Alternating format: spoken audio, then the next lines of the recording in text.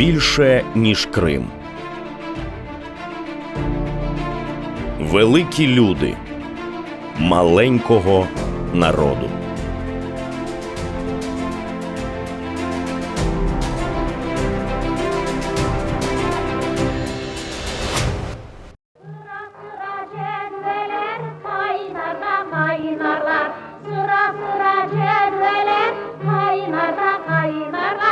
Alime'nin taşlara oynarlar, Alime'nin taşlara oynarlar.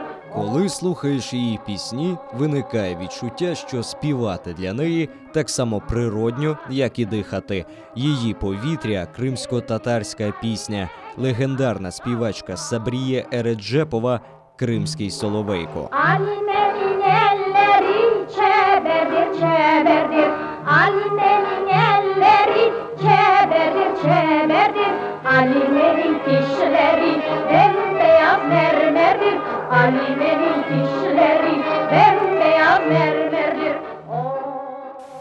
Когда речь заходит о крымско-татарской народной песне, первое имя, которое все вспоминают, это имя нашей выдающейся певицы Сабрие Апте Ереджеповой. Ереджепова – это душа крымско-татарской песни. Ереджепова – это квинтэссенция крымско-татарской песни. Надо сказать, что она родилась в Бахчисарае, а Бахчисарай в то время был очень музыкальным городом. И во всем нашем народе известны бахчисарайские или салачистские музыканты. Музыканты, с которыми Ереджеповой посчастливилось работать рука об руку. Сабріє народилась 12 липня 1912 року в родині учителя Керіма Джемілєва. Від матері Сайде Апте вона почула перші кримсько-татарські пісні. Від неї вона успадкувала й приголомшливо сильний, красивий голос.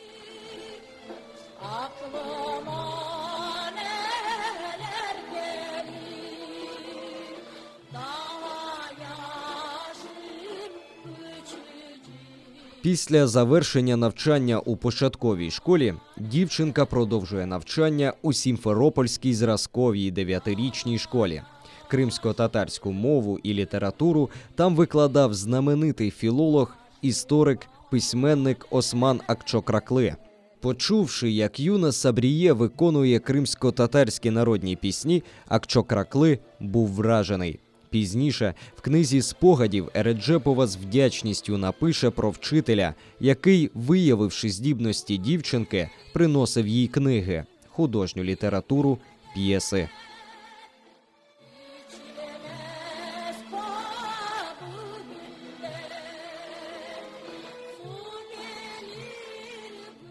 Перший її вихід на сцену історики датують 1928 роком. Відбулось це на ювілейному заході в честь відомої татарської акторки Сари Байкіної. Сабріє з'явилась на сцені у складі хору. Цей період для неї – час навчання музиці та вокалу. Она занималась с выдающейся пианисткой, педагогом, это Варвара Карповна Ханбекова, которая закончила Московскую консерваторию и которая, собственно говоря, обучила нотам Сабрие Хану. И второй педагог – это профессор Чернов.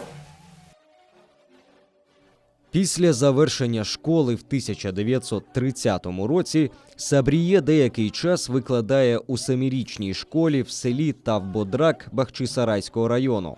Однак вже через 2 роки, за рекомендацією педагога Варвари Ханбекової, Сабріє потрапляє на роботу в Кримський радіокомітет.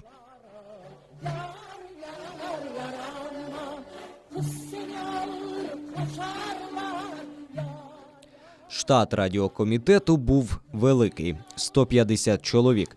В той час тут працювали надзвичайно талановиті люди – співачки Зейнеп Люманова, Едіє Топчі, художник Мемет Абселямов, композитори Яя Шерфеддінов, Асан Рефатов і його брат-музикант Решат Рефатов.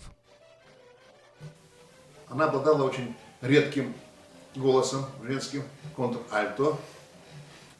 И работая в радиокомитете, записала очень много образцов крымско-татарской народной музыки. В то время еще не было телевидения, и поэтому голос ее звучал на радио по всему Крыму. Через 4 роки молода кримсько-татарська співачка Сабріє Ереджепова бере участь у першому всесоюзному радіофестивалі в Москві. Тут вона виконує пісні «Екі пугу» – «Два пугачі» і «Ногай беїтлярі» – «Ногайські частівки».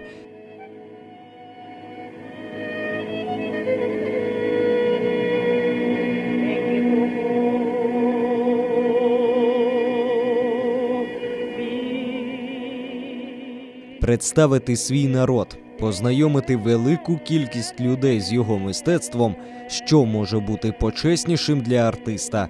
Виступ проходить вдало, Сабріє аплодують, викликають на сцену знов і знов. У період роботи в радіокомітеті значну допомогу їй надала родина музиканта Мамута Рефатова, особливо Решат Рефатов, який в той час був музичним редактором.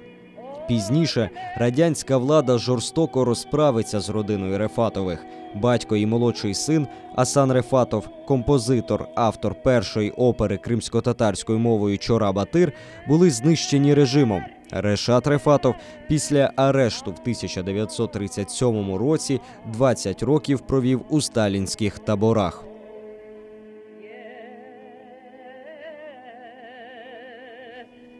Ереджепова згадувала цей період життя з вдячністю до людей, які допомагали їй, юній співачці, вчитися і розвиватися. Мені дуже пощастило, тому що з найперших самостійних кроків у своїй професії я зустрічалася і працювала з чудовими, талановитими людьми, з одними у тісній багаторічній співпраці, з іншими епізодично.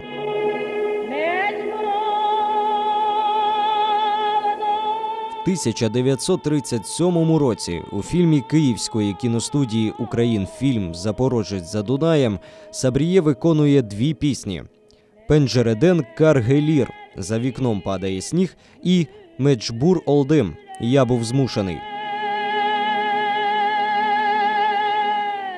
Все песни в ее исполнении бесценны и неповторимы. Как исполняла она и чувствовала, не повторить. Это только присуще ей. Через 2 роки у Москві проходить перший всесоюзний конкурс естради. Під акомпанемент скрипки Апаза Уста Сабріє виконує пісню «Меджбур Олдим». Додому вона повертається з дипломом талановитій молодій співачці. Рік по тому Ереджепова удостоєна звання заслуженої артистки Кримської АРСР. В чем заслуга Сабрии Ханум, на мой взгляд? То, что она смогла поднять крымско-татарскую песню и дать такие варианты исполнения, которые не могли оставить равнодушными ни одного крымского татарина, скажем так. Всі плани руйнуються в один момент – 22 червня 1941 року. Незабаром Крим і її рідний театр опиняються окупованими. В 1943 році трупа Кримсько-татарського драматичного театру була змушена втікати до Румунії, де на силу заробляла собі на харчування, ледве зводячи кінці з кінцями. Прихід Червоної армії в Румунію у серпні 1944 року не приніс миру. Як і багато хто з її сучасників, вони стали жертвами 2 диктаторських режимів – радянського і нацистського. На своїй батьківщині їх вважали зрадниками. Хтось так і залишився на чужині, але більша частина була повернута радянською владою в СРСР. Було очевидно, що на них там чекає тяжка доля.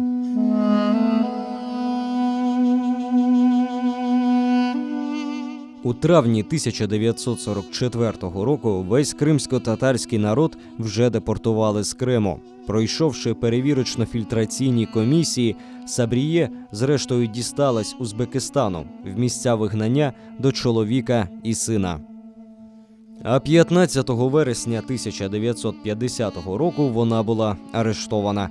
Радянська влада звинуватила Ереджепову у тому, що вона знаходилась на території ворожої країни під час війни.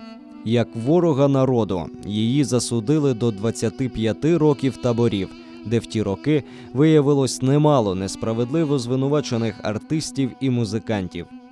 Під час одного з етапів Сабріє випадково зустрілась зі своїм сином Марленом, засудженим за сфабрикованою проти нього кримінальною справою. Лише після смерті Сталіна і 20-го з'їзду партії справу стосовно співачки було припинено за відсутності складу злочину, і в 1956 році вона нарешті здобула свободу. В тому ж році з кримських татар було знято статус спецпереселенців, однак до Криму повертатись їм було заборонено.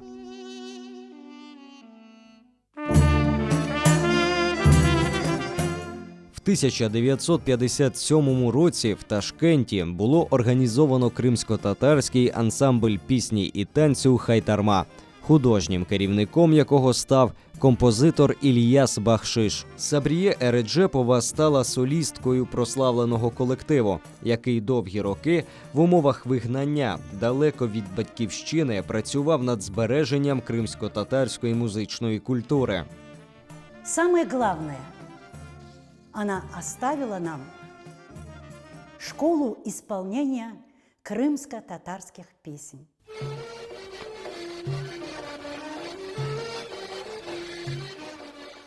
Довгі роки проіснував творчий союз Сабріє Ереджепової і талановитого композитора Кабула Сейтвелієва, які дали чудові плоди, улюблені і нині для кримських татар пісні. Сабріє була його музою, а він – її останнім коханням. Sensiz gereğim asla olmay, baktım tamam olmay. В 1966 році Сабріє Ереджеповій було присвоєно звання заслуженої артистки Узбекської РСР. Але найвагомішим її досягненням були не звання, а любов глядачів та її учнів, колег, які продовжували справу життя Сабріє, збереження і популяризацію кримсько-татарської музики і народної пісні.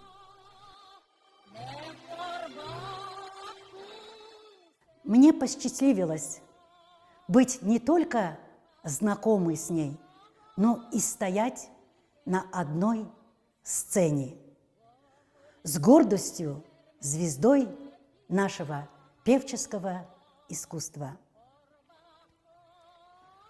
Я знала ее 2 года. За 2 недели до смерти я посетила ее. Узнав, что она тяжело больна, приехала с Ленинабада, где училась на вокальном факультете, и привезла с собой ее последнюю пластинку. Она, конечно же, догадалась, что у меня в руке, и сказала: «Я с удовольствием напишу тебе автограф, но нужно поддержать мне руку. Она у меня дрожит». И написала: «Моей сестренке Гулизар, истинному патриоту в моем понимании, достойное уважение, которое искренне желает стать моей коллегой. Этот автограф для меня самое высокое звание».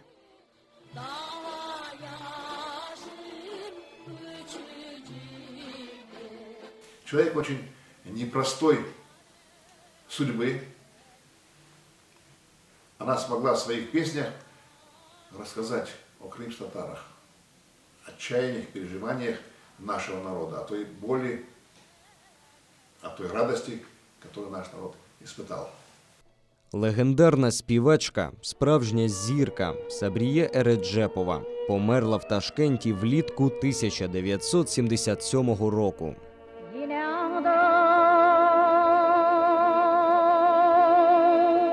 ağdım yar seni